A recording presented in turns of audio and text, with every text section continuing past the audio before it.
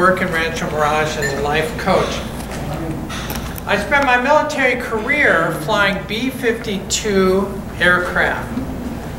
I was trusted at that time to carry a bomb bay filled with weapons that were thousands of times more powerful than the weapons we dropped on Hiroshima. I was also trusted by my crew to bring them back alive. Recently, President Trump tweeted that transgender members of the military were somehow now a burden to the military, mainly due to the increased health care costs. My advice to you is do not be fooled by this propaganda tactic. I feel a vast majority of the 99% of Americans who are not currently in the military or going to war would be more than happy to let a qualified transgender member of the military take their spot in that war. I would suggest that the military, if the military medical costs are such a huge priority to the military, then I'm going to support a rider to their congressional bill. It's going to be called the Laura Meeks rider, and this is what the rider says. It says that the military will be banned from dispensing Viagra to other people, which now cost 5 times the cost of transgender military health care. I dare say that if you can attach that rider to the transgender ban, that the Congress will think long and hard about how they're going to ban transgender members in the military. You know, recently I was able to go to Oshkosh, which I do have pilot, where's my pilot back there? There are pilots.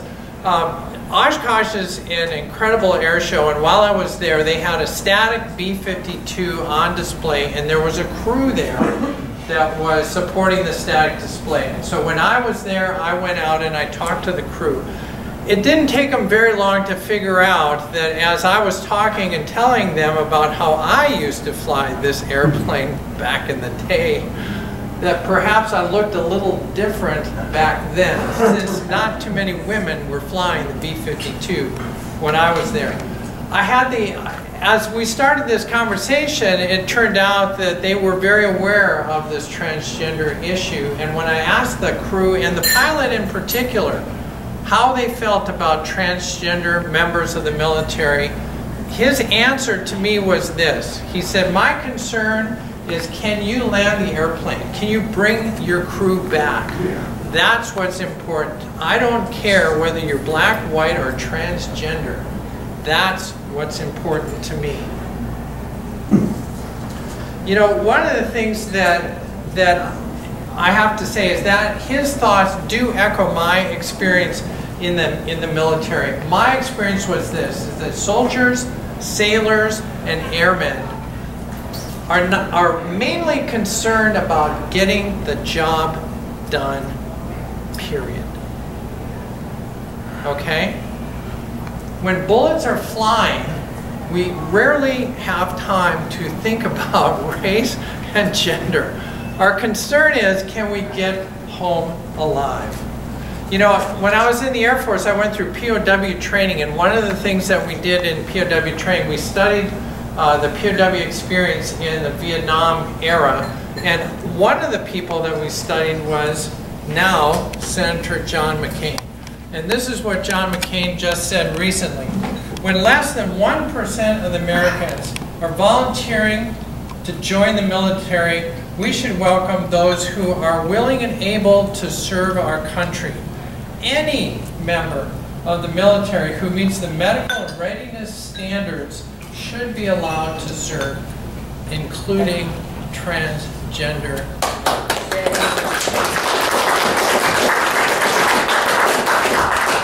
What really concerns me a lot more than that is how few members of our political force have any military background. I'm always amazed at how they can wax eloquently about the destruction of the discipline in the military due to transgender military members, yet they have never been involved in the military. My belief is that if anybody wants to create peace, that there is no one more concerned about peace than veterans. Veterans, and some of you have already told us you have witnessed war. War is hell. War is hell. War is nothing like the movies. It is nothing like your video games, and there's probably no one more aware of that than veterans.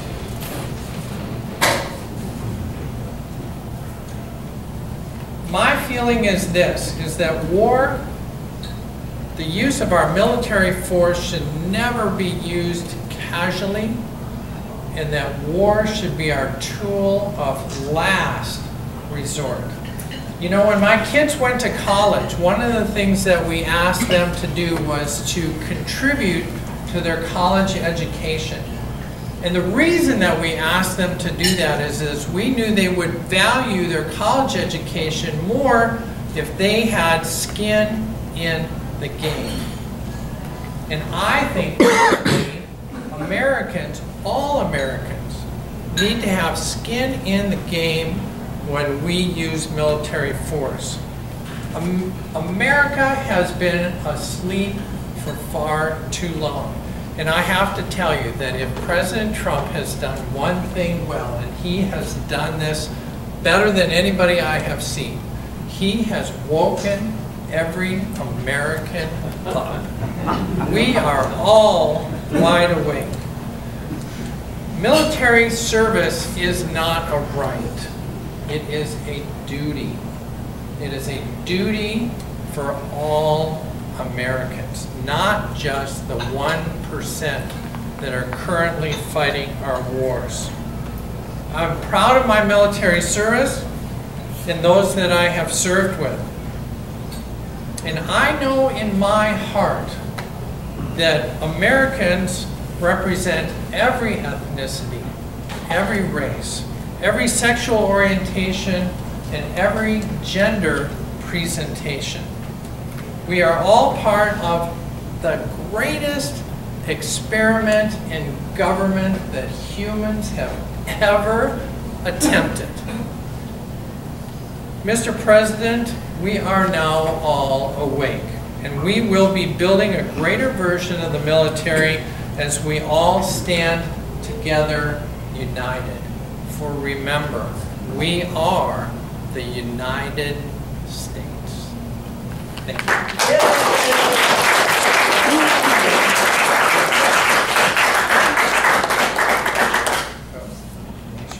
Now, would you introduce yourself? Sure. My name is Laura Meeks. I live in Rancho Mirage. I'm a life coach and a veteran of the United States Air Force. Okay, but when you were in the Air Force, were you Laura Meeks? I was not Laura Meeks. I was Lawrence Meeks. Lawrence Meeks. So I have a whole speech about how I transitioned from Lawrence to Laura.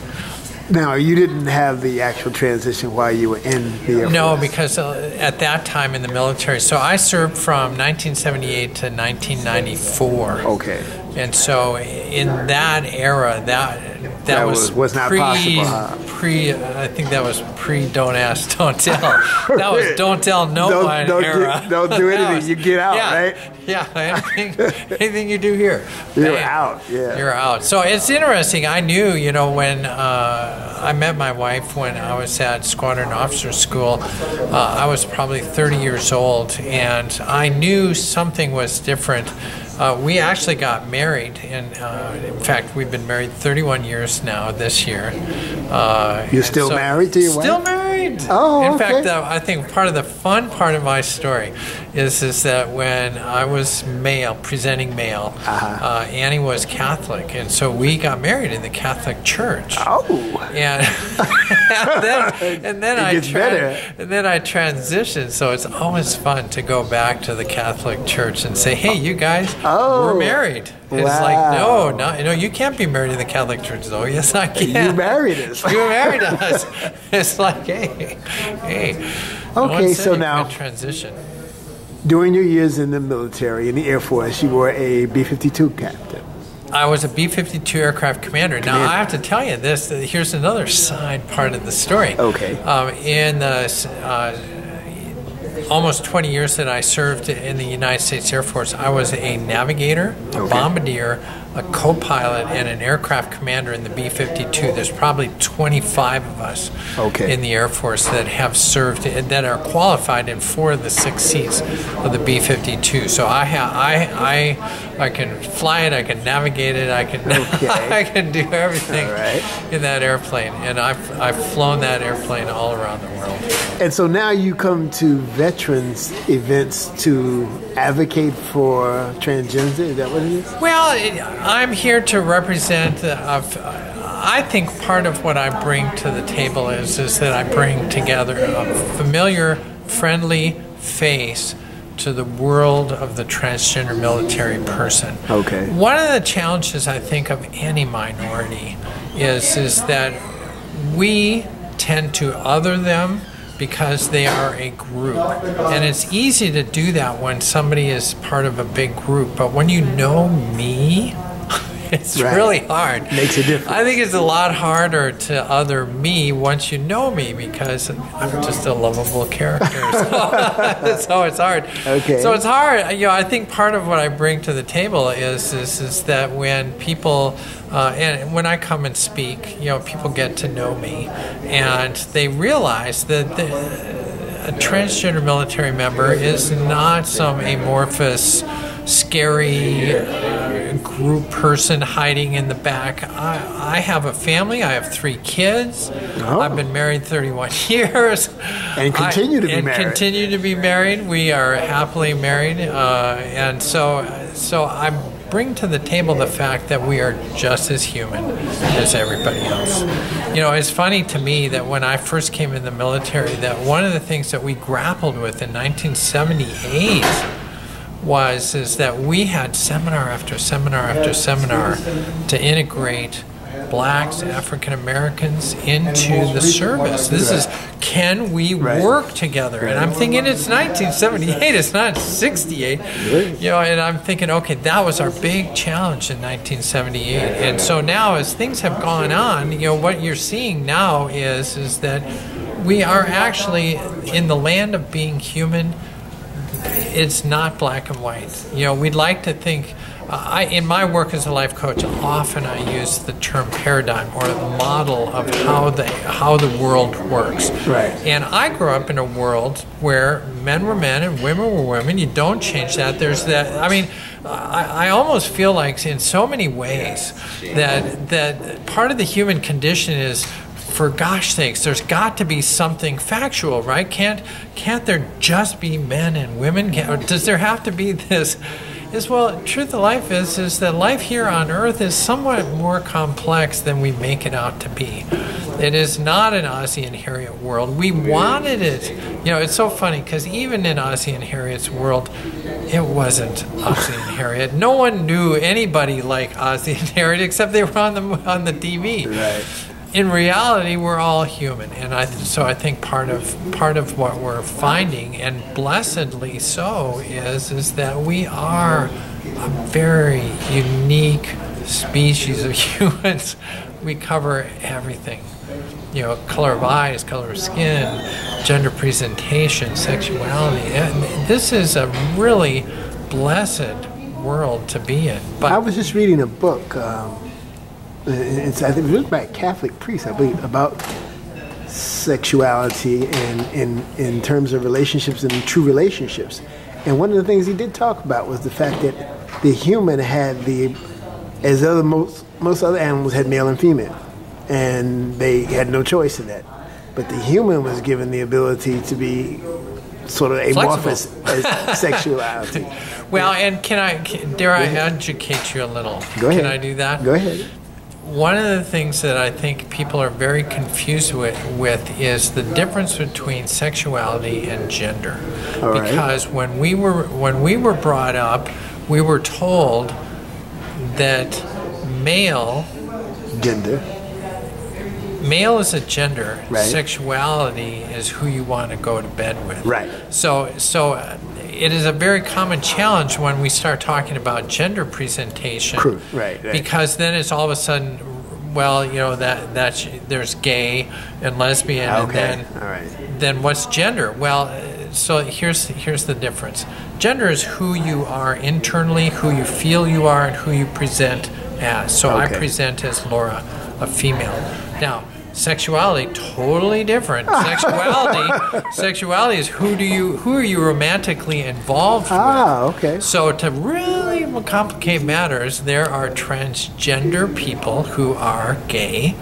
There are transgender people who are heterosexual. So he's like, wait a second, how is that possible? So what would be a gay transsexual? Well, this could really be kind of funny because let's use me as an example. All right. I started out as what would be perceived as a heterosexual male. When I transitioned to become Laura, I was married. I am attracted. As a male, I was attracted to women. As a female, I'm still attracted to women. Okay. Now the question is, did my sexuality change or did my gender change? I contend that my gender changed, my sexuality, and truth of life is that the sexuality doesn't really change very often. Okay. So, if you're heterosexual, you're heterosexual. Right. If you as a, and this can obviously, we could talk weeks on this subject alone, but for I think the average listener, the distinction I would like to make is gender is who you present. So did you transgender completely? That's an interesting question, and I'm going to answer it this way. That's a very personal question. Okay, so we're not going to answer it. I get it. So we're not going to answer that. Okay. Now it's interesting only because, and I part of the reason I like answering that question that way is because I think my contention is this: it is a human curiosity to know if you change your body, do you change your brain? That's the hidden question. Well, what I was thinking about also is the sexuality question. If you made a change in your parts. In your parts, I like that. Then does that change your sexuality? My experience is this, and you can probably find enough people to counter this, but my contention, having been in the gender community for a long time, is that no, that your sexuality is your sexuality. And your gender is your gender. But if your wife's used to a male, and now she has a female that has no male parts, then doesn't that adjust? She has to make an adjustment in terms of her being able to be sexually satisfied if she's used to another aspect of it. That's true. All I'm asking. So part of that, and I would share this as a married couple, that having gone through transition, I have to say that. When I went through transition, there were very, very few married couples that stayed married. Right. Now, there were a lot of reasons for that. One interesting sidelight to that is if you wanted to have surgery back in probably pre-1990, surgeons would not operate on you if you were not divorced. Right. The theory being is that they would legally be bound in case the wife comes back and says, "Look what you did to my husband! Right. You broke up my marriage. I'm suing you." Yes. And so they're very concerned. Now there's a ton of options, and I would kind of follow that answer with the idea that what you see is what you get. Who I am is who you see. I'm presenting as Laura, and I'm a woman.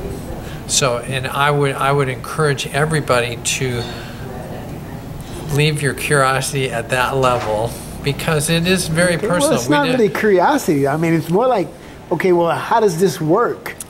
Yeah, well, that's not really curiosity. Yeah, well, the society is thinking, okay, this person presents as one thing, and now, because now a lot of young people are switching, and some people are saying they're just confused because of all of this publicity about the other stuff, and they don't really understand what their sexuality is or what their gender is, because maybe I'm totally rebuffed in my school because I'm a recluse, and the kids make me feel like I'm not wanted as a let's say as a male.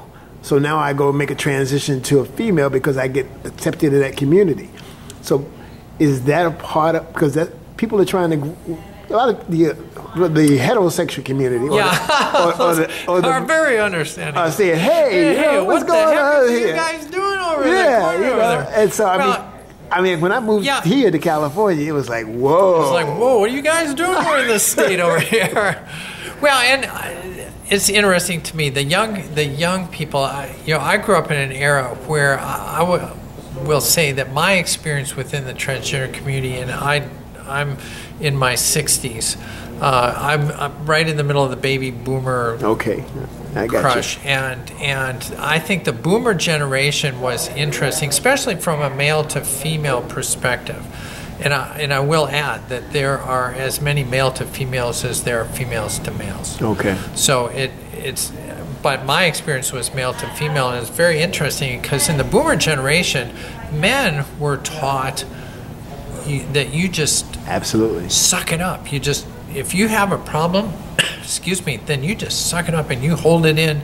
And that's how men do it around here. Mm-hmm. And so what happens, and I think this is why Annie's and my story is so different, is that when Annie and I when I first found that I was different, and I actually was 30 years old when I heard the term transgender. I knew I had been different, I just didn't know why. And when I saw this on the internet, this is just as Al Gore was making the internet, right? Okay. Whatever that was. Okay. All right. And I saw this term transgender, and I thought, whoa, it's like, what is that? And then I thought, oh man, that's like, two pieces of the puzzle. Oh man, that is what I am. And I told Annie, because we had only been married a couple years, and I said, I figured it out. I know who I am. And she's like, oh my God, what does that mean? I said, I don't know. The difference in our marriage versus others is that we traveled together, and we always asked the question, how are we going to deal with this issue of transgender? And so she knew as much as I did as we were traveling along.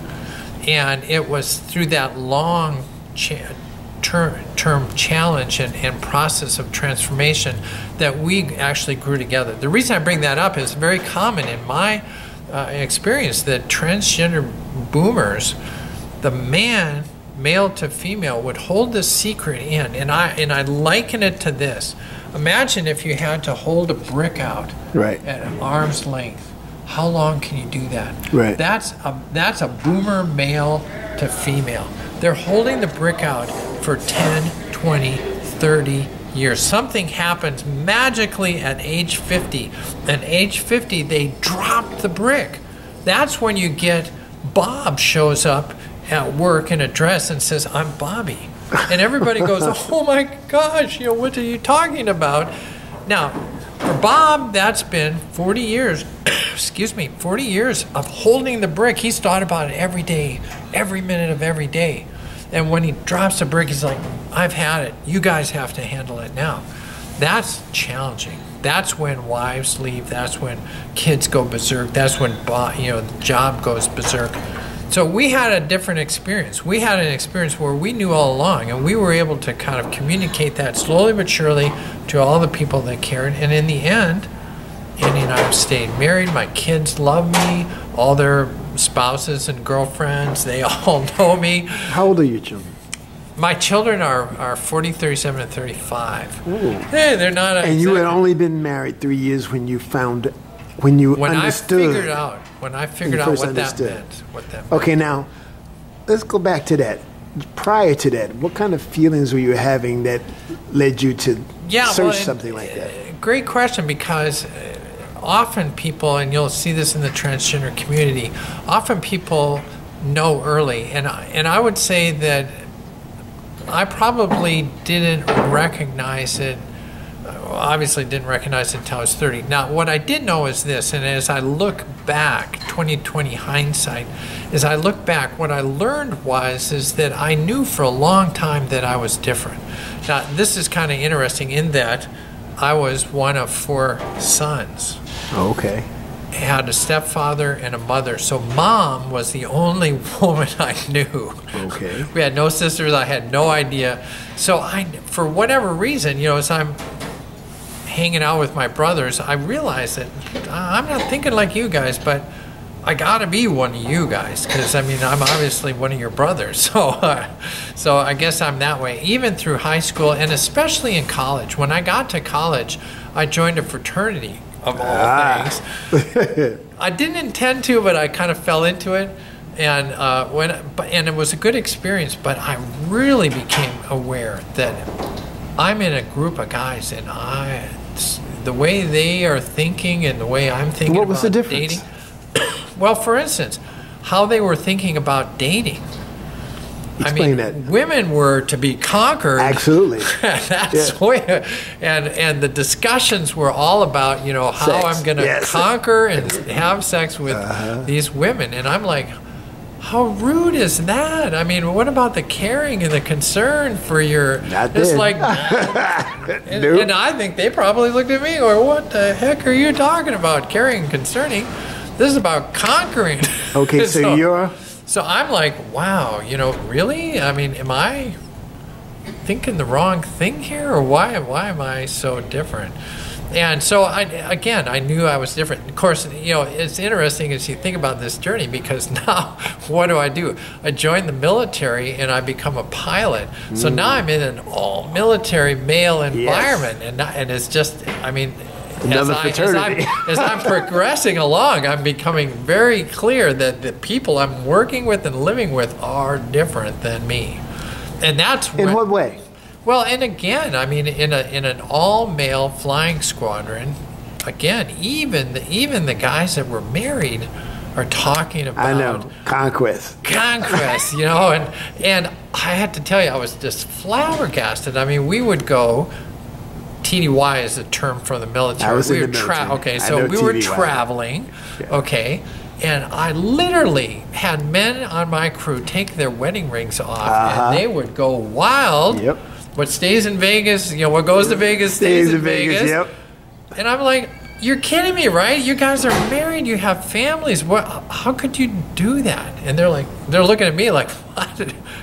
But what were your feelings sexually? So my feeling was that I was in a loving, caring marriage, and I loved my wife, and I loved the relationship that we had, and that we had children that we were caring for, and careers that we were building together. And I call and write letters and tell her everything I was doing when I'm TDY, and they're all like, "Well, no, we're not telling anybody anything." It's like, wow, really? So, again, my feelings were much different. Okay, so let's waylay this whole myth that if I see a man that changes into a woman, that man wants to have sex with men. That's a myth. Say that again, because I'm not... A transgender, from male to female. Male to female. The feeling is, well, now he wants to be a sexual... He wants partner of a male. Right. Now, that would be a heterosexual thinking about... because you grew up in a paradigm and in a model where men have sex with women. Right. So if you changed from a man to a woman, then you gotta obviously, follow that then you want a man, right? Because that's what you changed this for. I would contend that may be true for many people. I would say that those people then were interested in men when they were a man. Now, this is where it gets really complicated. Because if you were to talk to a male to female transgender or transsexual before surgery, and you asked them, who do you want to have sex with? And they said, a man. You'd say, oh, you're gay.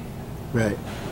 they would differ. They would say, no, I'm a heterosexual female in the wrong body. Okay. So when they transition and you say, oh my God, you used to be a gay male and now you're a female body wanting to have sex with a man. That was just your ultimate fantasy of becoming the ultimate gay partner because now you have the right parts.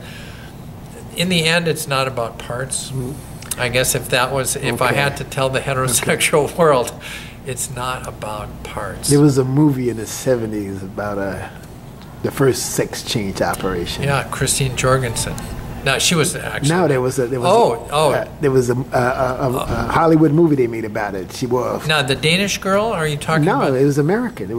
She wore a star and stripe kind of like a American flag costume on. I can't remember who it was. It was a big contrast. I was a kid when it came out, so I couldn't remember. I can't remember, but it was a big movie, and everybody made a big deal about it because it was about the first transsexual movie that they made. It was about a woman who wanted to have a sex change job, and back then sex change was really it was all over the news that it was somebody who's going to have a sex change job. Well, by far and away, the most famous was Christine Jorgensen, right, who was in the 50s. I read about that. And she was the blonde bombshell GI. No, this was So I have to say, I'm not exactly sure Tootsie, but that was a comedy. That was comedy. No, that was not that. No, I don't know. I don't know. It'll come to me later on probably. Yeah. Because on the way home, you'll I study history. I teach history. No, you can call me. I teach history, so I mean, it's like so. It's like really interesting to see. I remember, because I studied this, in the initial era of transgender operations, the person was required to go through all kinds of psychological batters before they could even consider it, because they would. Are you crazy or what? Well, and I have to say, thankfully, the world has changed. But even in the 1990s, to 80s and 90s, for you to have a sexual reassignment surgery or gender reassignment surgery in the United States, you had to have a letter from a full psychiatrist and a letter from a psychologist, both certifying that you're not crazy. And you had to have a divorce, right, and you had to have a lot of cash to pay for that surgery because it was not an insurance payment. That's what Trump's talking about. Yes, well, which kills me.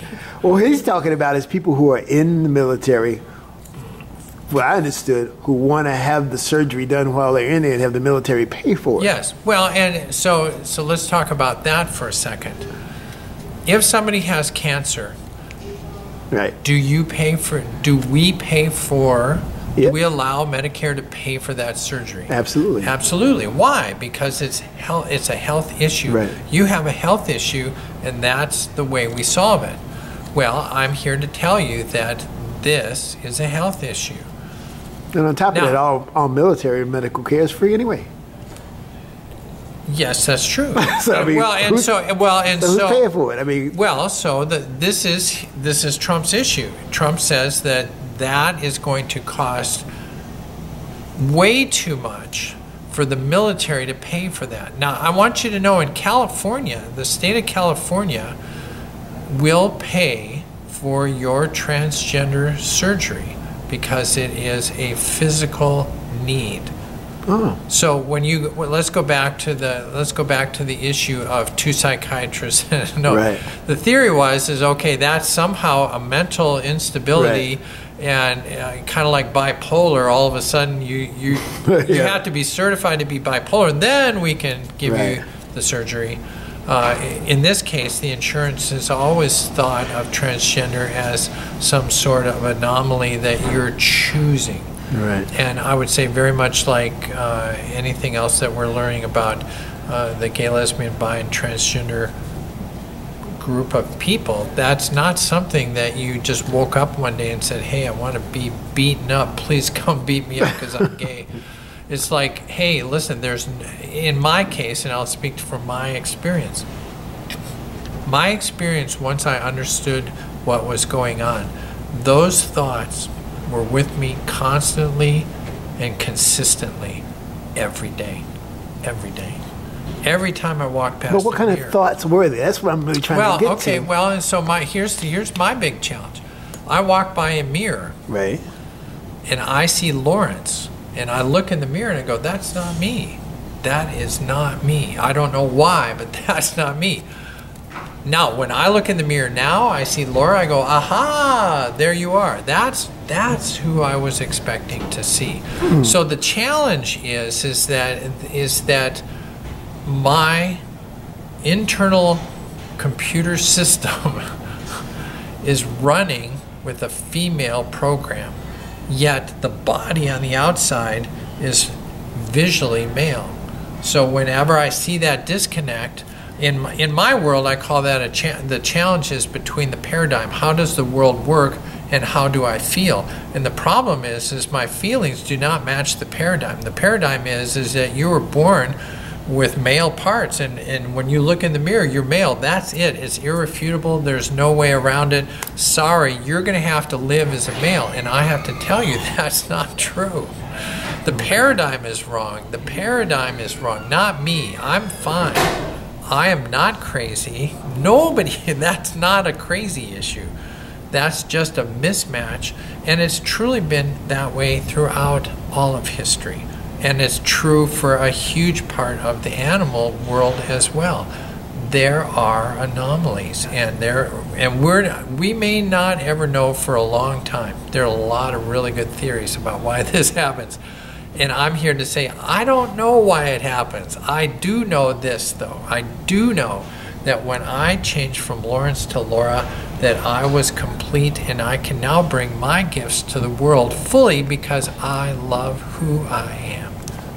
I can sort of put a face to that sometimes, because when I teach the children in terms of being able to eliminate this thing about outward appearance, that the real you is invisible.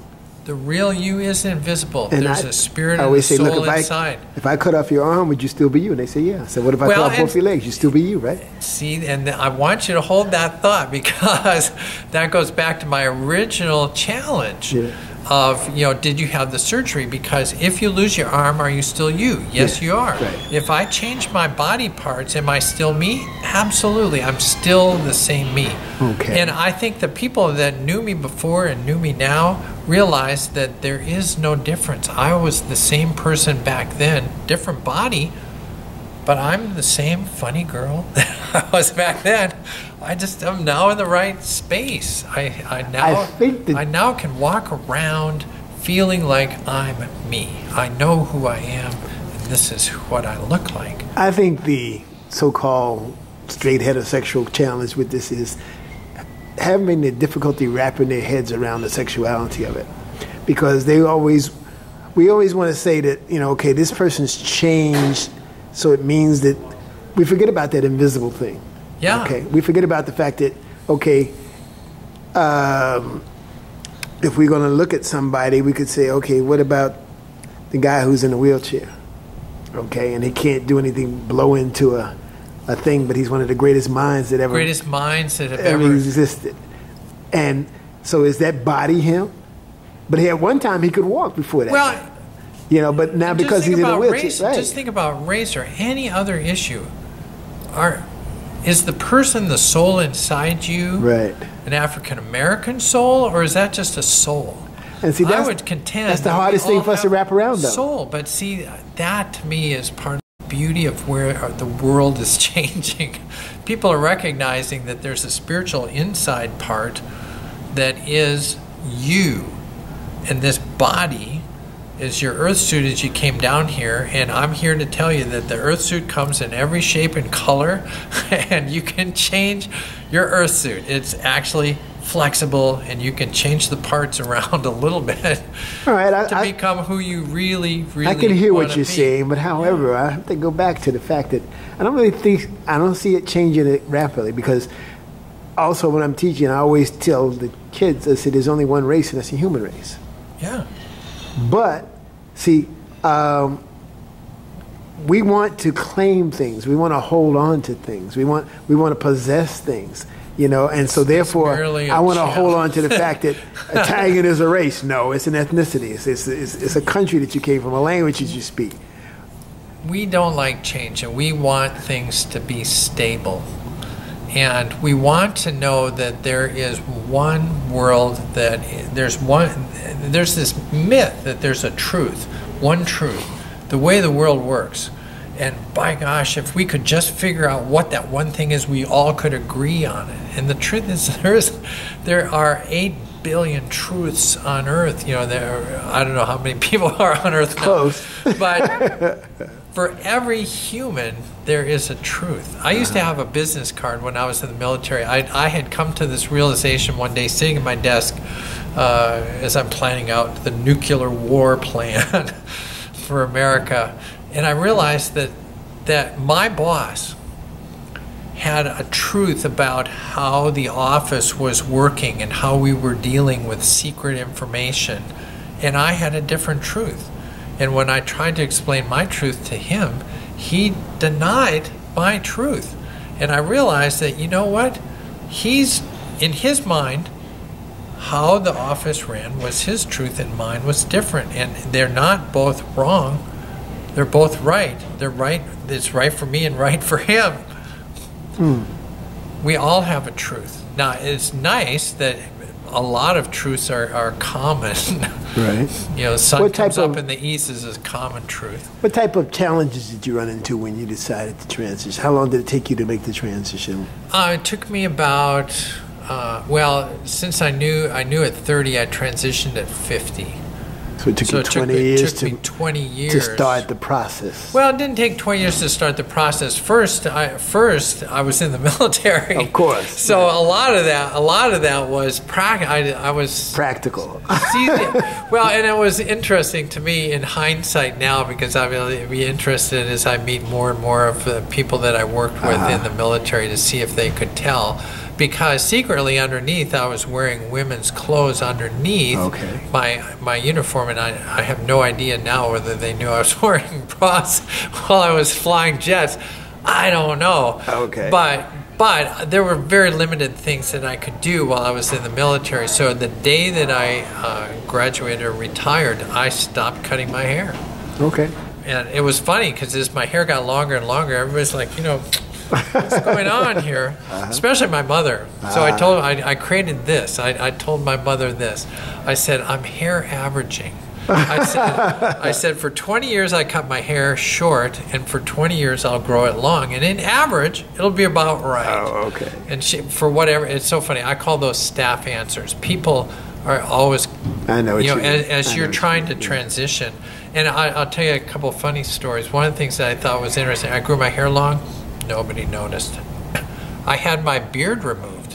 Very painful, 300-hour process to get rid. I had a really deep black beard, and I got rid of that. No one seemed to notice, but as soon as I painted my fingernails, holy smokes, everybody knew what's going on. I even had pierced my ears. And no, everybody's okay with that. But boy, once I started doing my nails, everybody was like, totally, that you can't do. I thought, that's so strange that that's the thing that caught their eye. Well, Major, right? Major. Laura Meeks.